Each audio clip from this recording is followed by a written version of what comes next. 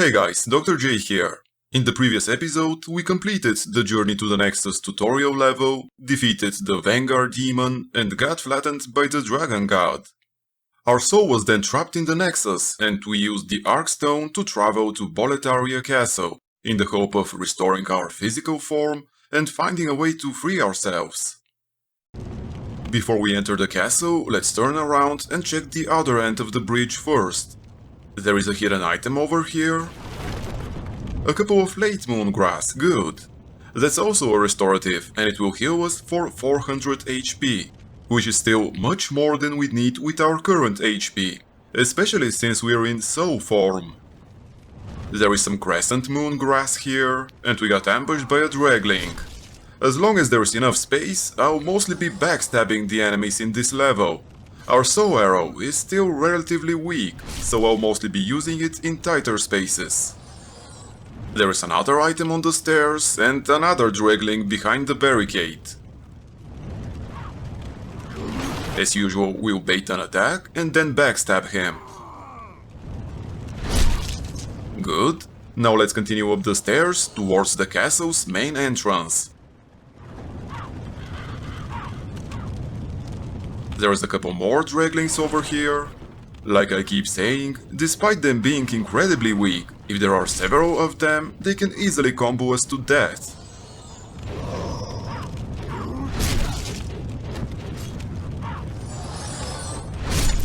Nice, we finished with this batch, but I can already see a few more waiting for us at the top of the stairs.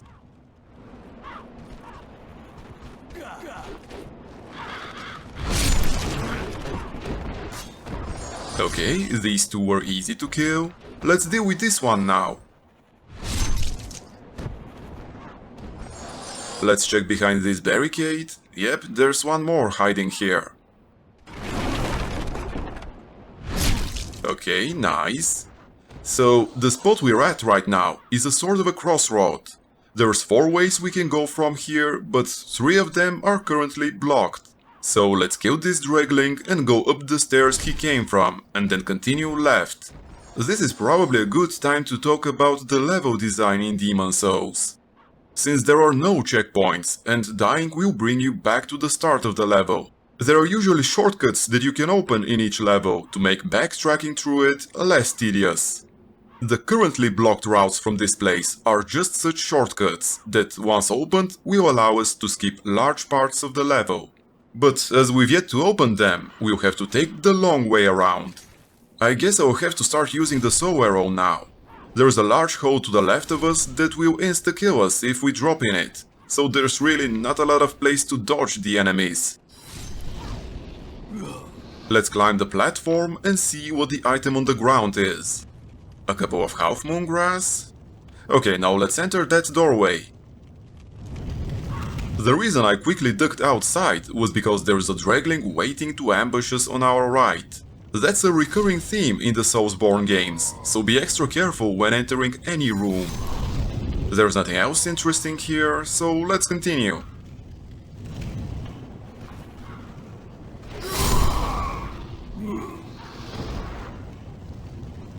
There's an item over there, so let's clear our way and check it out. Nice, 5 firebombs. They will be incredibly useful during the boss fight at the end of the level.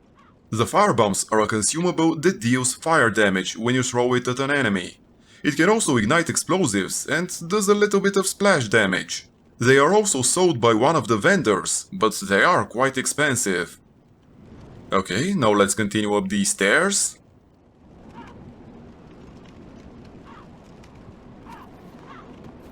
We have a Boletarian soldier with sword and shield here.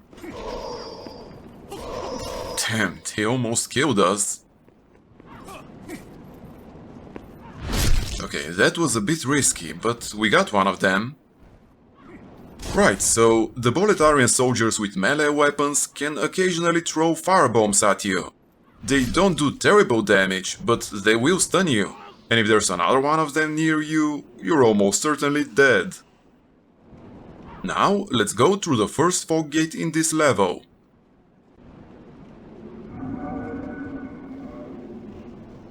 We got another staircase here. This Boletarian soldier was almost able to throw a firebomb at us, and it would have almost certainly hit us. Thankfully we managed to kill him quick enough. There's another unknown soldier soul here. And the Mailbreaker sword. According to its description, it's an extremely small rapier. It can pierce even hard armors. Rapier weapons have a narrow range of attack, but deal heavy damage. They are effective against metal armor, etc. But it's hard to overpower shield holders and are easily parried. I don't like using them precisely because of their narrow range of attack. But they are a good weapon. And we just picked up Turpentine from this Dragling. It's a new type of consumable. It allows us to enchant our melee weapon with fire damage. This means we'll be able to deal 80 bonus fire damage if we use it. It only lasts for 60 seconds, but it will again be extremely useful during the boss fight. Okay, now let's deal with the Boletarian soldier that hit us with the firebomb. Unfortunately, it takes 2 soul arrows to kill a Boletarian soldier, which is why I prefer backstabbing them whenever possible. Another Crescent Moon Grass. We can't get to the item on our right yet, but we'll soon be able to pick it up. Let's continue down this corridor and then go through the doorway on our left. There is another Dragling here.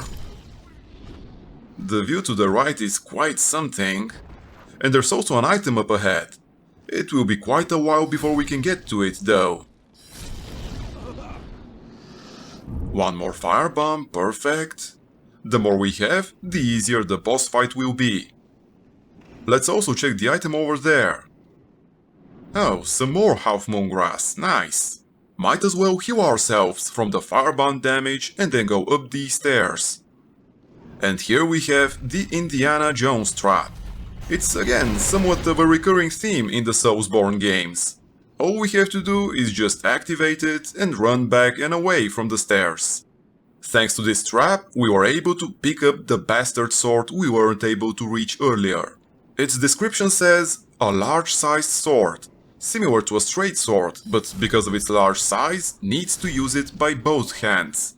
Also, its continuous lengthwise attacks rapidly deplete the victim's stamina, making it easy to destroy shielded enemies.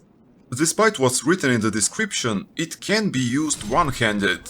We're never going to be using it though, since it requires 18 strength anyways. And we're a mage, so why would we be wasting souls increasing our strength so much? Okay, so now that we're on top of the ramparts, let's first go this way and kill these Boletarian soldiers. Similarly to how we were supposed to die to the Vanguard demon, we're not really expected to continue going this way. That's because there is a Red-Eye Knight up ahead. Even later in the game, they are very difficult enemies to kill, but fighting one right now would be even more difficult than killing the Vanguard demon. But there is a way to easily kill this particular Red-Eye Knight. All we need is a ranged weapon. It's especially easy to do as a mage, but any ranged weapon would do the trick. We just need to lure him over here, lock onto him and go behind this ballista. It has to be this one, as it is big enough so he won't be able to easily go around it. We also have to stay close to him, so we are barely out of the range of his weapon.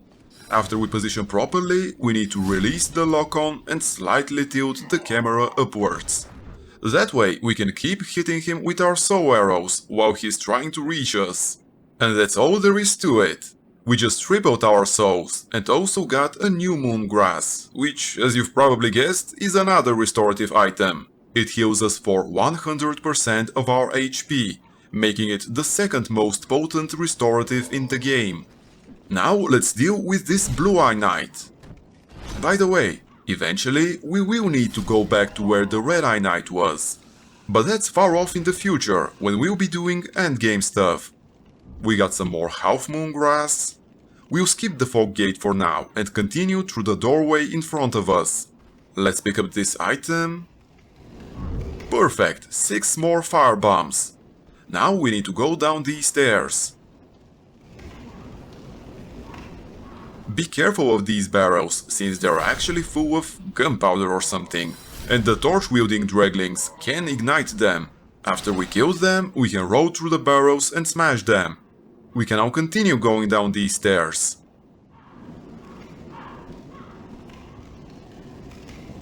Let's check the doorway on our left, but first we should kill the Dragling, of course. Okay, so there are a couple of chains here. There's nothing to indicate that, but we can break them by hitting them with a weapon. In fact, it's absolutely necessary to do that, because that way we'll get a very important quest item. After we do that, we can continue descending the stairs. There are a couple more Draglings here.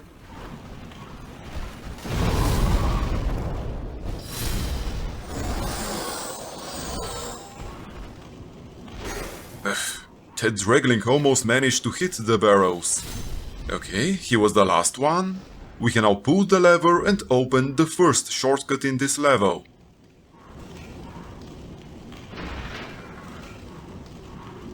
We are here anyway, so we might as well pick up this item, which turned out to be the Cling Ring.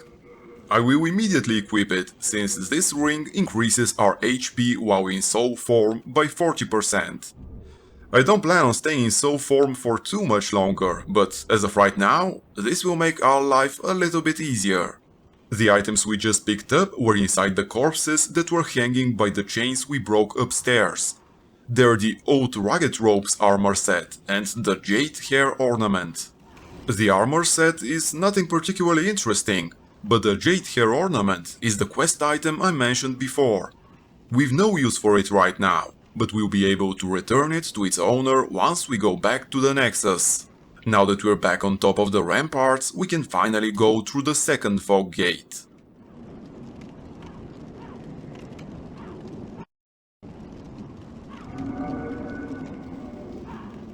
Okay, looks like there is no ambush this time. Let's go down these stairs now. Okay, so this is another trap. The Boletarian soldier will throw a firebomb at us, but since he's not very smart, he'll hit the barrels with gunpowder instead, which will cause a huge explosion. In order to avoid the explosion, we needed to bait him into throwing the firebomb and then running back. There's another Boletarian soldier up ahead, and there's actually one more on the left. If it wasn't for the dude on the left, I would have probably just backstabbed the one in front of us, but he cut us off unfortunately. Let's see what item he dropped. Just some more Crescent Moon grass. Now, before continuing, I'll first go over here and break these barricades. This is where the vendor in World 1-1 resides. Good day to you. Care to look over my wares? Mostly stolen, but who's telling you? The only item that might be interesting for us are the firebombs. We don't need to buy any, since we have plenty. But it's something we should keep in mind, just in case. Go ahead, take your time. I'm not going anywhere. Okay, so I just remembered that I forgot to pick up an item, so we'll have to go back to the ramparts.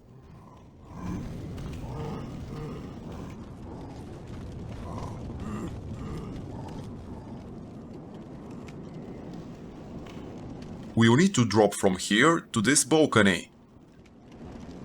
And here's the item I forgot to pick up. It's a light crossbow. That's the item we saw when we were going up the stairs to the ramparts. Now we need to drop down from here and go all the way up those stairs again.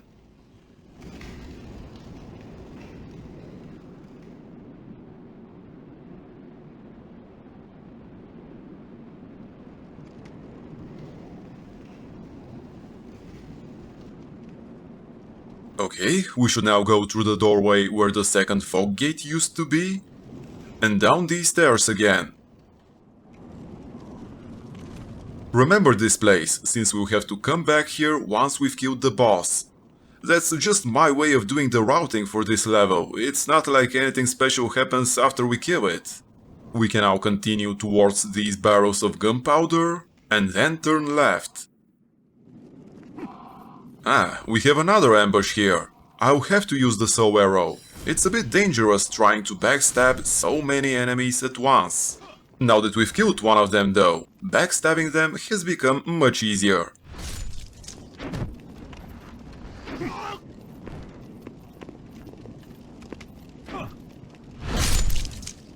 Good, let's check if they have any loot. They don't. Now, there are several ways we can go, but I think the best would be to just drop down from here and fight this Blue-Eye Knight. I'll just go ahead and backstab. What? How did he hit me? Not even once but twice? Damn, that claymore has a long reach. Also, something to keep in mind. When the enemies are getting up from being knocked down, they have a period of invulnerability. So I try to time my saw arrow so it hits him after that period has ended. Oh, nice! We found the scimitar. It's not a particularly good weapon, but its slashing attack is much easier to use than the rapier's thrust attack. So I'll switch to it immediately. Case in point. I guess I'll just go ahead and swap my rapier for the scimitar now. Okay, let's continue now.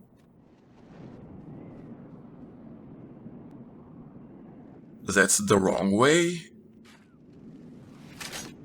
Okay, we should go this way.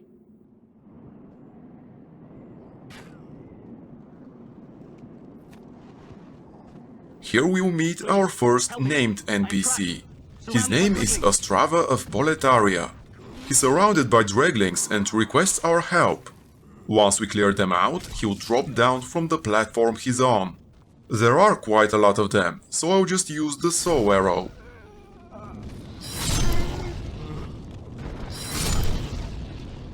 We can finish off these two by backstabbing them.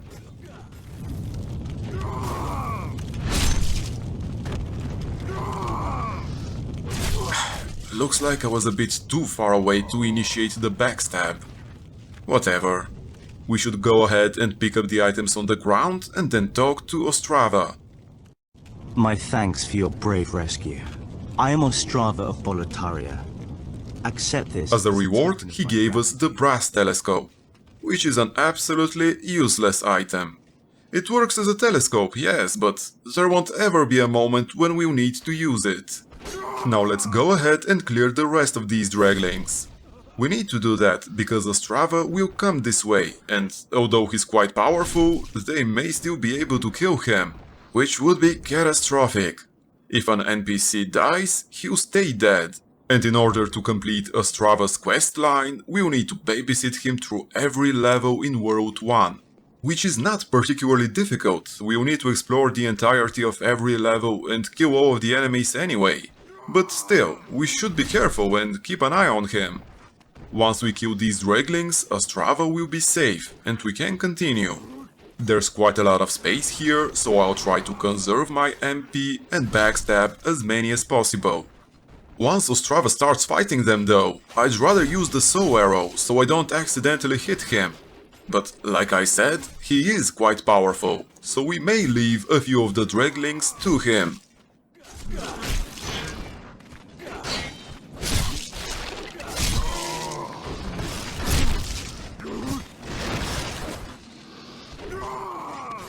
Okay, I think that was all of them. Let's talk to him again to make sure, and then continue progressing through the level. There is something for me to take care of. Yep, he's safe now. Let's pick up these items and then go back to where we fought the claymore-wielding Blue-Eye Knight. Okay, now we just need to go in the corridor to the right. There is an item on the left and a Boletarian soldier in front of us.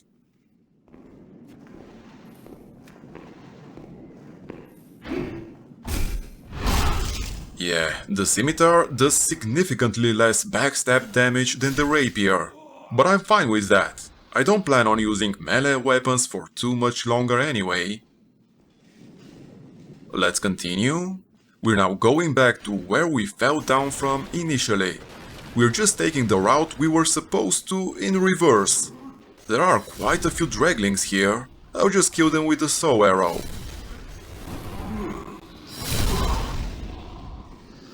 Okay, we got another crescent moon grass. There is another dragling in the courtyard, and there's also someone shooting crossbow bolts at us. Let's go up these stairs. So we're pretty much back to where we were before falling down. The drop is to the left of us. Now we'll need to climb these stairs.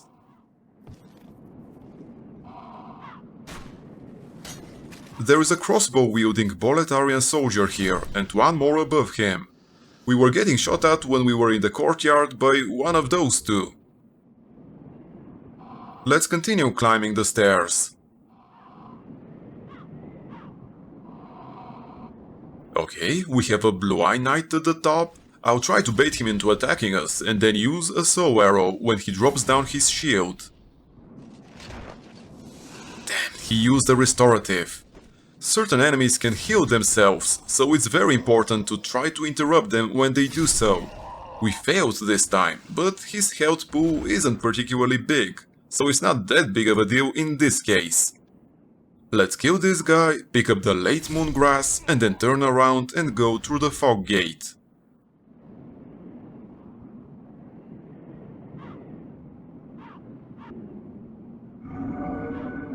This is the last part of this level.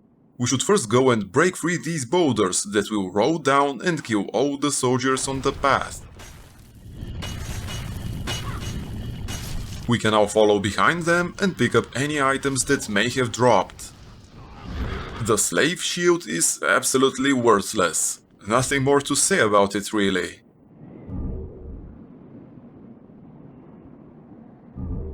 We also got quite a lot of crescent moon grass, which is always nice. And we're back to climbing stairs. There are a couple of Boletarian soldiers on the left waiting for us.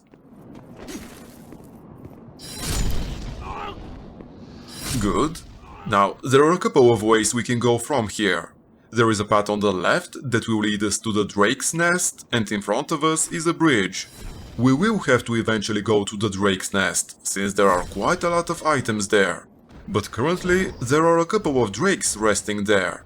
If we're careful, we could pick up a few of the items while the drakes are there. But I see no reason to waste time when we can just come back later, when we're in pure white world tendency. The drakes will be gone then. I will explain the world tendency later. Right now, let's focus on crossing the bridge. It's full of Boletarian soldiers that we could kill ourselves, but there is a better way to deal with them.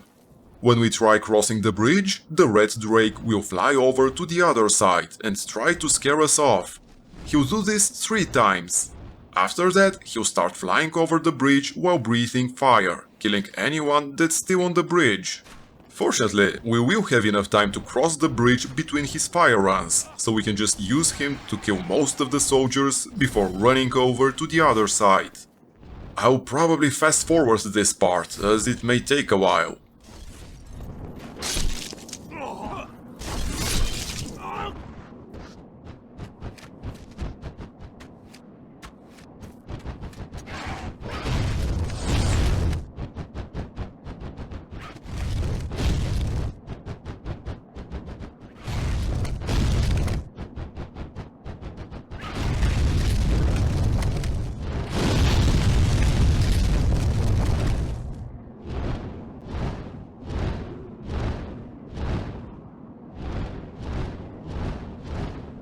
Okay, when you see the drake doing that, it means he's going back to his nest, and we'll have enough time to cross the bridge. It took a bit longer than I expected. I'm not sure if it's random, or if there is a way to manipulate him. Anyways, we need to ignore the surviving soldiers and just keep running until we reach the end of the bridge. There is an item down these stairs we can pick up while waiting for the soldiers we've aggroed to catch up to us. Now we can kill the melee soldiers attacking us and then go through the doorway at the end of the bridge.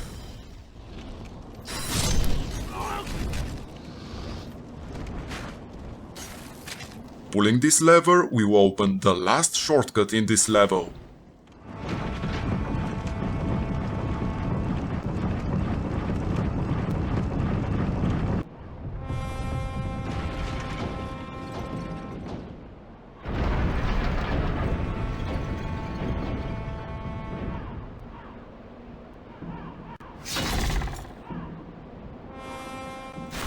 Pulling the lever not only opens the final shortcut, but also the main gate of the castle, where the boss is waiting for us.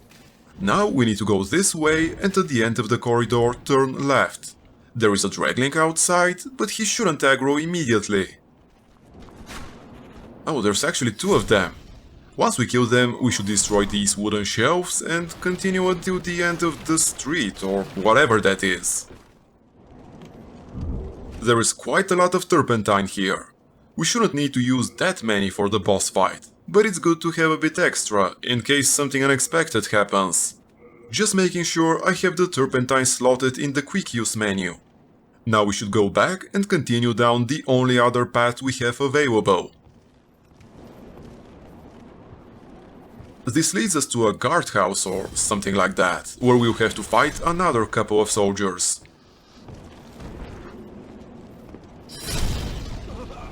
Good, we should enter it and... Oh, there's another one. And he almost managed to throw a firebomb at us. Now we need to go down these stairs. I feel like most of the time we are either climbing or descending stairs. There are a couple of Draglings with torches and a new type of enemy behind them. Oh nice, we also got one more turpentine. This new enemy is called a hoplite. According to the lore, they are all that's left of Longbow Ulan's proud legion of warriors. These aberrations now only serve to protect Phalanx, the demon that took the role of their former leader. The body being fused with the shield, they possess a formidable defense against all attacks coming from the front, while their backs are completely vulnerable. Fortunately for us, their defense against magic attacks is much weaker, so it only takes a couple of soul arrows to kill one. They're also extremely weak against fire damage. They have both a short range and a long range attack. Both of them involve using their spear. They are extremely slow, so it's not too difficult to fight them as a ranged character. Okay, we've reached the bottom of the stairs.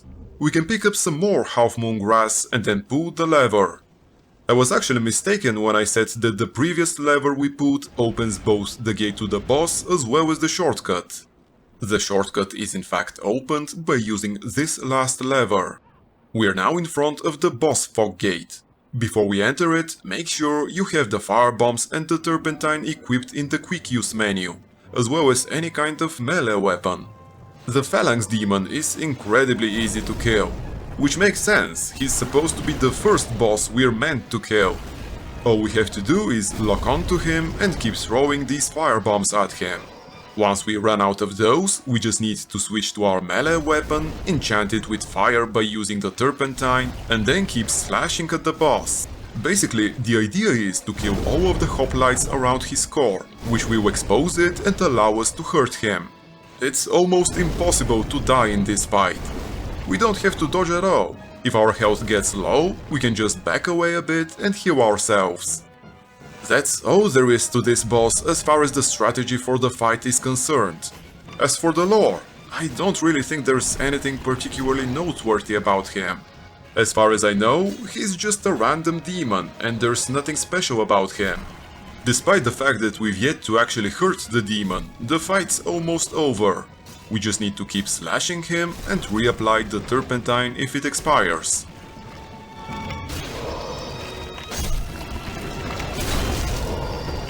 Okay, we need to back away a bit. His core is almost exposed, so we just need a bit of healing and we can finish him off.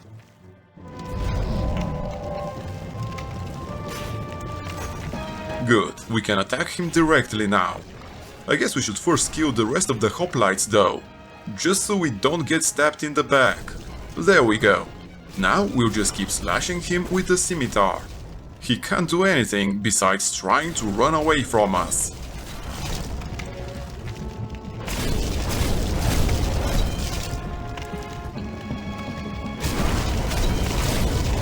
Just a couple more hits.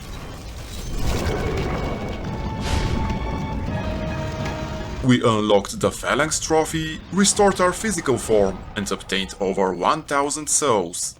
We should also go to the newly appeared Arkstone and pick up the Let Demon's soul.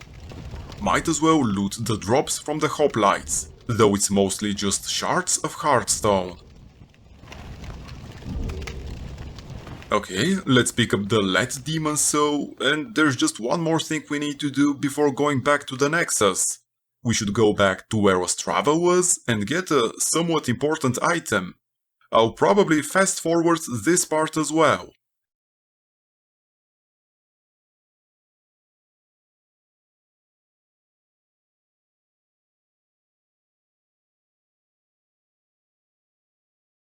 We're here. I really don't like that there's no prompt that would inform you that you can jump over the railings, but that's Demon Souls for you. The Thief's Ring is a very useful item. Since I plan on playing the vast majority of the game while in physical form, this ring will help us a lot by reducing the aggro radius of the enemies. It's also required for the Platinum Trophy, but I would have picked it up even if it wasn't. Now we can finally go back to the Nexus.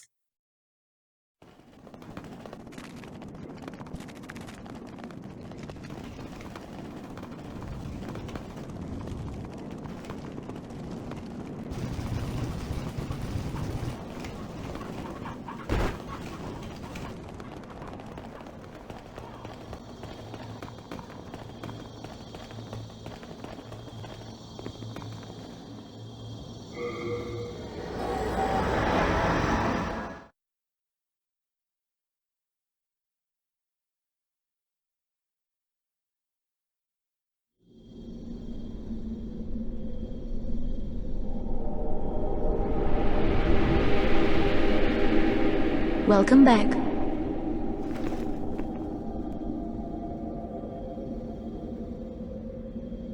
The Monumental awaits the above.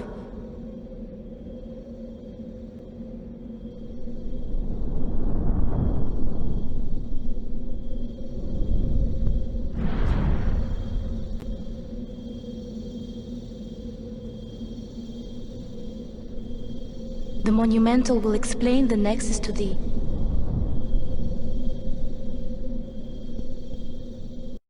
Before we go visit the Monumental, let's leave our loot with Stockpile Thomas and talk with him for a bit.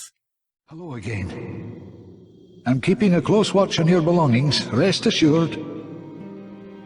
We should store our upgrade materials and any piece of equipment we're not currently using. Besides the crossbow, it may be useful at some point.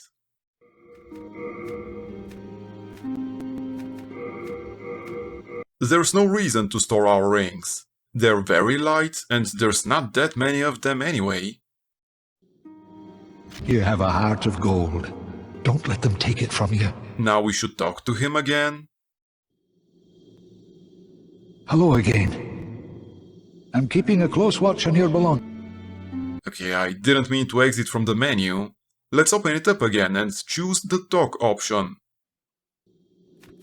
When the Scourge came, I abandoned my wife and daughter and fled like a madman. When I came to, I was in the Nexus. I haven't dared venture outside these walls since. I wish I could do more, but I am ignorant of the world beyond these walls. Now we should exit the menu and talk to him again. A heart of gold. That hairpin, that belongs to my daughter. Then she didn't make it after all. My dearest little baby. May she rest in peace. May I ask you a favor? Would you mind giving up that hairpin? I'd like to have it in memory of my daughter. You're a saint. Thank you. Thank you so much.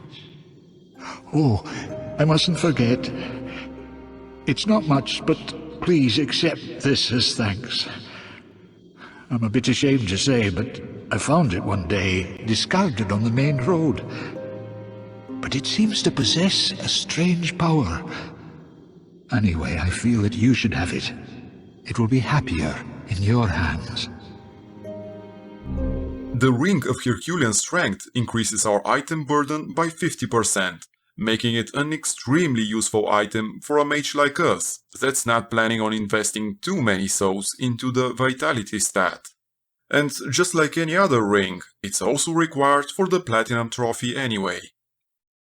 Now that we are done with stockpile Somas, we should follow the Maiden in Black's advice and go to the top of the Nexus to meet the Monumental.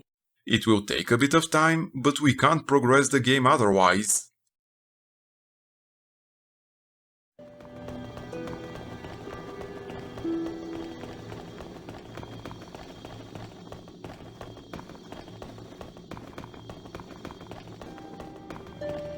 We shouldn't go all the way to the top of these stairs, but take the right exit here.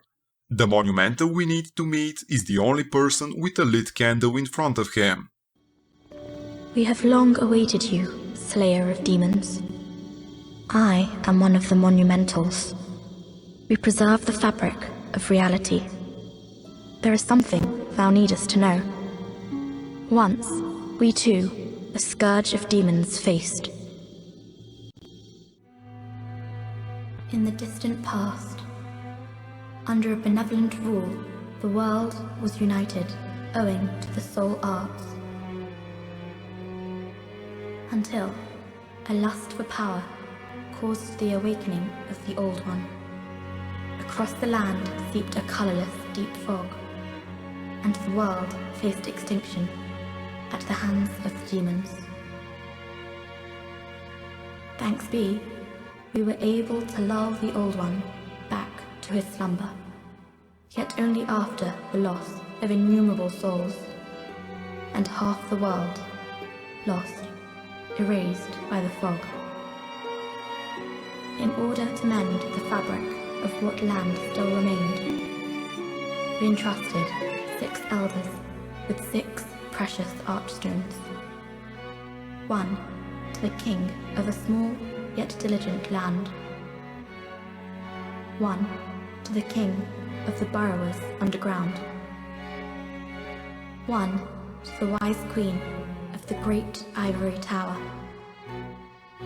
1 to the chieftain of lost and ill-fortuned souls. 1 to the shaman of the tempest-worshipping shadowmen.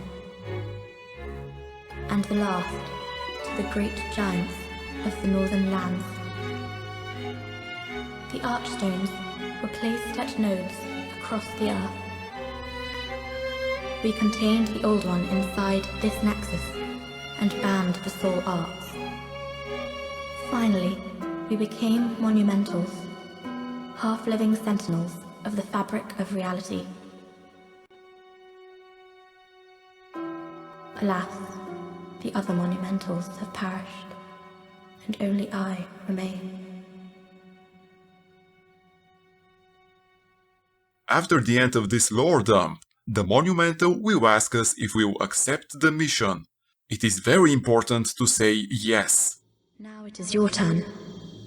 You must lull the Old One back to its slumber, and seal it away for all eternity.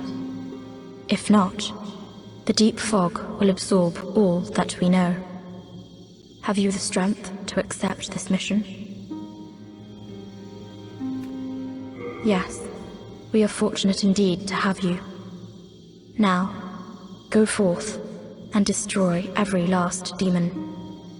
The Old One, without demons to feed its souls, will a new servant seek and lure you to its bosom.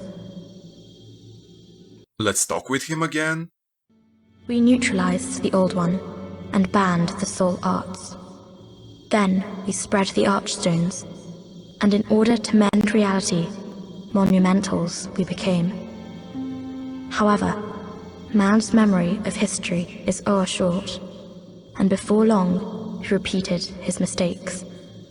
The Monumentals perished, and the archstones were long forgotten.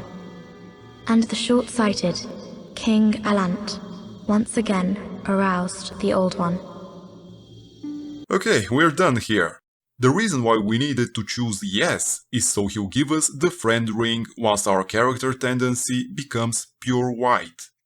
We could have continued the game if we chose to answer him no, but then we'd had to wait until New Game Plus to receive the ring. Now we should go back to the bottom floor of the Nexus and talk with the Maiden in Black. It is through her power that we can spend our souls to increase our stats.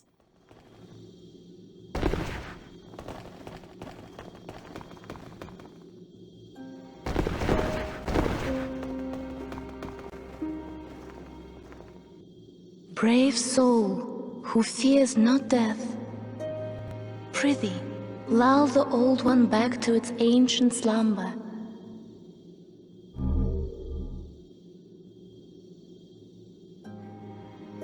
These stones are used for online play. We're playing offline, so they're useless to us. But if we were playing online, the blue eye stone would allow us to summon another player in our level range to help us out. Now let's talk to her again and tell her we're seeking soul power. Dost thou seek soul power? So be it. After all, thou requirest strength. Go forth, touch the demon inside me. Let these ownerless souls become thine own.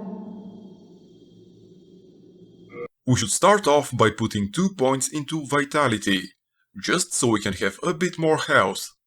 We'll need to increase our intelligence as well, so we can have some more MP and be able to unlock one more spell slot. A couple of points in endurance as well, so we can increase our stamina and equip burden. I'll use a bit of souls to increase our strength as well, just so it's a nice round number. We can skip the dexterity, faith and luck stats and dump the rest of our souls into the magic stat. The more magic we have, the more powerful our spells will be, so I'll try to increase it as often as possible. The intelligence stat is the other one we'll need to prioritize, but we just need it so we can slot more spells. We should increase our vitality and endurance only when we're concerned with our survivability. We need them just high enough so we don't die. And that of course depends on how often we get hit. We can ignore the other stats for now. There are only very specific cases where we will need to increase them. I think we've pretty much covered the most important aspects of leveling up. I'll talk more about them as we go, but I don't want to overwhelm you with too much information at once. Now let's bid the Maiden in Black farewell and go talk with another important NPC residing in the Nexus. May thine strength help the world be mended. Here he is. You new here? Do you hear from my services? The name's Baldwin. Just an ordinary blacksmith. It's simple. Just bring me all the souls you can. In trade, I'll give you weapons, or forge ones you already have. With your souls, I can eke out a living. And with my weapons, you can go on living. Not a bad deal, huh? Always be skeptical when one says he's just an ordinary blacksmith. Anyway, what we need to know about him right now is that he can help us repair our equipment and upgrade some of our weapons. Do come back alive. I need your business. I think this is a good place to end the episode.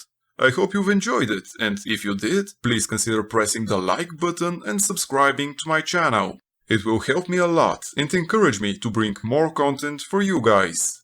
I'm releasing new videos daily, so hopefully I'll see you guys tomorrow, when we'll continue our journey through the world of Demon Souls.